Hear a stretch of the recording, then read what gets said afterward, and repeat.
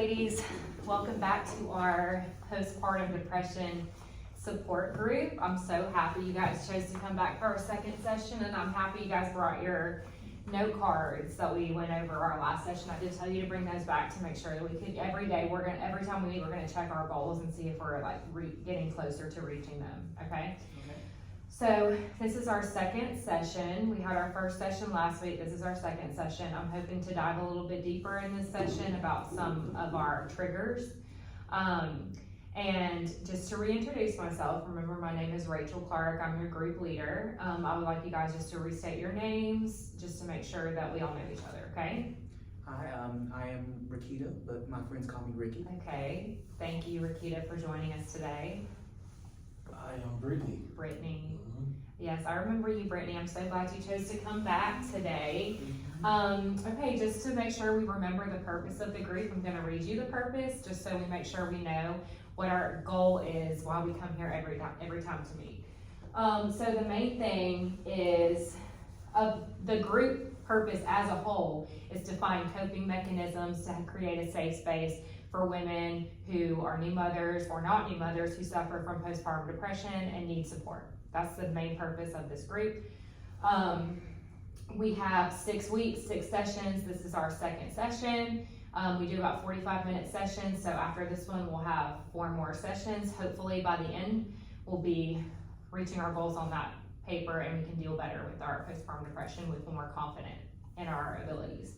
But this particular session has a different purpose from the overall purpose, which we'll go over every single time, but every session will have a different purpose, okay? So the purpose of this one is to continue to get to know each other, to create a relationship with the people in our group, a meaningful relationship. Sorry, pregnant with my second child.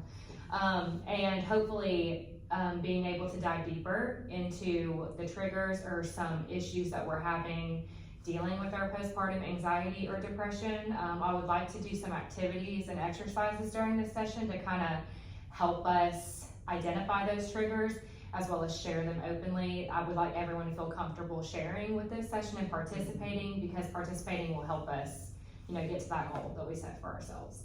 I would like to maybe offer you some coping mechanisms during this session, as well as have you guys share some of your experiences with motherhood so far. So does that sound good? Do y'all feel comfortable with that? Okay, good. All right, so like I said, my name is Rachel Clark. I told you guys the purpose, so I want to reflect a little bit on what we did at our last session. So the last session was really just getting to know each other, talking about what we're meeting for. I would like for you guys to just kind of just take a minute to reflect on what you wrote last time. And you wrote a goal for your end session of maybe how you wanted to feel or something you wanted to be better at by the time you leave here. So I would like you to look at that and then kind of tell me if you feel like you've gotten closer to that since the last session, or you still need to work through that. So the way I want you to do that is just kind of like a thumb, okay? So reread it, think to yourself, am I still struggling? It's gonna be like thumbs down.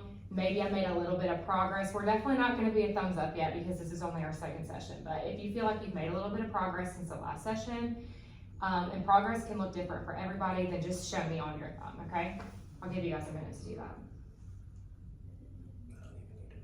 that. Okay. Little bit of progress, like not, you were kind of like tilting a little bit up and down, okay.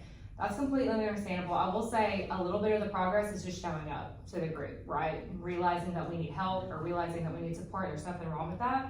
So that right there, like you could already kind of move it up a little bit because you've made an effort to address your problems and your issues.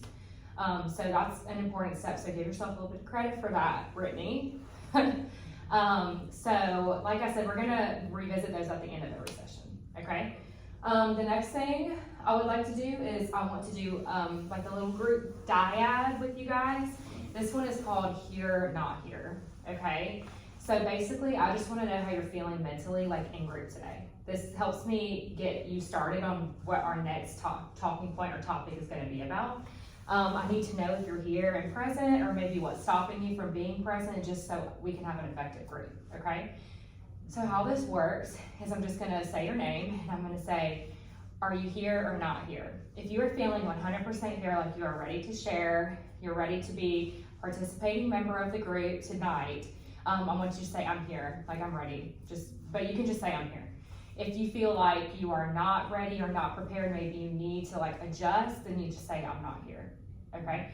But be prepared because I am gonna ask you, maybe what's holding you back, okay? And like I said, I don't want to push you too hard, but I do want you to tell me a little bit about why you're feeling that way, okay? So I'll start with you, Ricky, sorry. Are you here or not here today? I feel like I'm mostly here. Mostly here? Mostly. Okay, so you would feel comfortable maybe sharing some of your experiences? I would. Okay, I would. okay, that's good to know. What about you, Brittany? I'm like super here. You're like so ready. Sorry.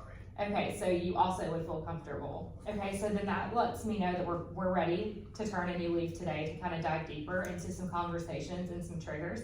And I would definitely probably start with you just because you might help him get more oriented with what we're talking about since you're more comfortable. Okay, does that sound good to you? Mhm. Good? Okay. All right, the next thing I want to do is another exercise to get us talking about some things to help me know what direction we need to go in today. So this is called a common read, okay? So what I've done is I have gotten a list that is from the Mayo Clinic, and this is the most common symptoms of postpartum depression, like what most women who have been diagnosed with postpartum depression suffer from, okay? So I want you to I'm gonna give you about 10 minutes to do this, to take a minute and read over it. And I'm gonna give you a highlighter, and I want you to highlight any words that stick out to you that you think you might be experiencing or something that might be a part of your postpartum journey. Do you understand? Because like there are some things on here you might not feel. There are some things in here that you might feel very heavily. And we might be able to find some commonalities between us, which gives us a good starting point. Does that sound good? Okay. So like I said, you don't have to rush. Don't feel pressured. Like just take a minute to read it and then we'll go over it together, okay? All right, there you go. There you go, there's a highlighter for you. You already see some. All right, I'm gonna give you guys just a few minutes to look over that. So this before I get started, this is a picture of my parents, right? Oh, okay. That is a lovely picture, but we only have a little bit of time. That's okay. No, you're fine. I'm happy you feel comfortable sharing that, but we'll talk about that after the session, okay?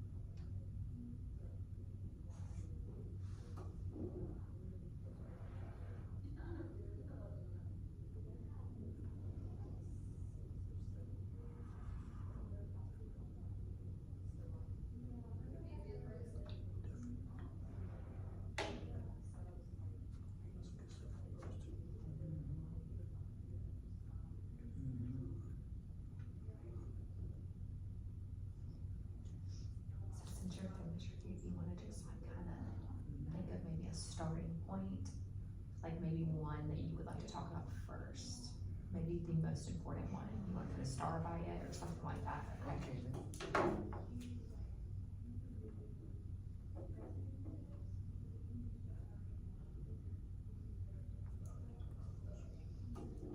Same with you, like I just told him, if you want to kind of like put a star next to maybe the one that stuck out the most to you, like that would be like a good starting point for you.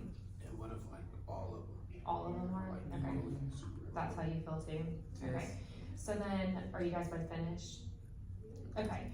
How about we just kind of read through them and you tell me if this one was one of the ones you highlighted or not, okay? The first one was depressed mood or severe mood swings. Mhm. Both of you highlighted that one? Okay, that's good. What about crying too much? Mhm. That was a big one for me, honestly. I cried all the time and I couldn't figure out why. I was crying last night for no reason. Right, and it's like, you don't feel sad, but it's like you can't stop, right? I definitely understand that. Difficulty bonding with your baby, Yes, little bit for you? yes, I do. He cries a lot, and it's just like, it's like I can't satisfy him. Can't figure out what's wrong. Right. Does your baby have colic? He might. Yeah, I understand that, my baby had colic too, so it's difficult, definitely difficult, and it doesn't help when you also have postpartum depression, so I'll make a note of that, very good. Withdrawing from family and friends, Yes, and I've also put not by choice. not by choice, like you just are exhausted, right? Just, my time is taken. Don't have the energy, okay? Loss of appetite or eating much more than usual, I eat more than usual now. more than usual, okay? Inability to sleep, like insomnia or sleeping too much, not a big one for y'all, okay? Right? Overwhelming tiredness or loss of energy, Definitely. okay? Less interest and pleasure in activities that you used to enjoy. When I don't really have time for them now. So no time for the things we use, and that kind of goes back to your goal that you were talking about with having me time. I get that. Intense irritability or anger. Yes. Okay, Yes. I see it, both of you. Really let me know about that one. Fear that you're not a good mother. Yes. Okay? Like I said, it's like I can't please the baby. Like I can't keep him happy. You're trying to figure out what to do. Yeah, I understand. Hopelessness. No, okay. Feelings of worthlessness, shame, or guilt. Yes. No, okay, but that's kind of a trigger for you. Reduced ability to think clearly, concentrate, or make decisions. Definitely. You too? A little bit. A little bit, okay. Restlessness, like maybe having trouble settling down after a busy day or anything like that. Sometimes, but not often for me. I think I should, but that would be. Okay. My goodness. Yeah, sometimes, it's called overstimulation, and infants a lot of times can overstimulate you because you are giving everything you have to them, right? So it's just kind of like, you've been listening to them cry all day, you've been changing their diapers all day, and you're overstimulated, and then it's really hard to wind down from that once you get overstimulated, so I understand that. Severe anxiety and panic attacks. No? Not Okay. yet. I feel like it might get that way. Right. Thoughts of harming yourself or your baby. Unfortunately.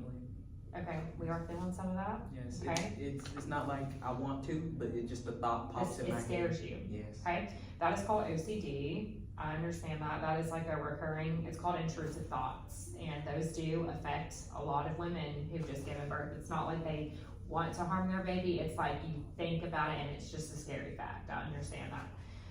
And of course, recurring thoughts of death or suicide.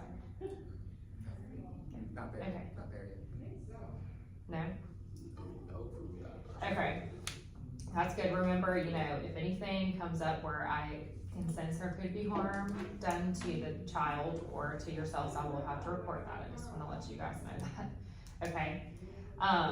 Okay, so thank you guys so much for completing that. That really gives me a good starting point for y'all because there's a lot of things did you notice that y'all have a lot in common of things you're feeling? One thing that I saw you guys both kind of like light up about was intense irritability or anger. Can we agree that that's a good starting point for y'all? Okay, so I think we can definitely talk in our next sessions about other ways to cope with these things, the other ones that y'all have in common, but that one to me seems like a really good starting point for y'all. So I kind of want to know exactly what triggers that for you, if you both feel comfortable sharing. Maybe like an experience you've had with intense irritability or rage or anything like that. Sure. Okay, let me hear it. Okay, so my cousins came down. So I graduated, right? I graduated from Tuskegee University. Okay. Okay, so they had their homecoming. I already knew in advance I would not be able to go Mhm. because of the newborn, right? But for whatever odd reason, I began to think, okay, maybe I can get somebody to watch the kid, and I did get somebody to watch, baby girl. Mhm. But they pulled out at the last moment. Okay. messed up all of my plans. I Right. had cousins coming down, friends coming down, sorority sisters, right? My sorority Right. sisters of all people. That's so crazy to me. So I couldn't go.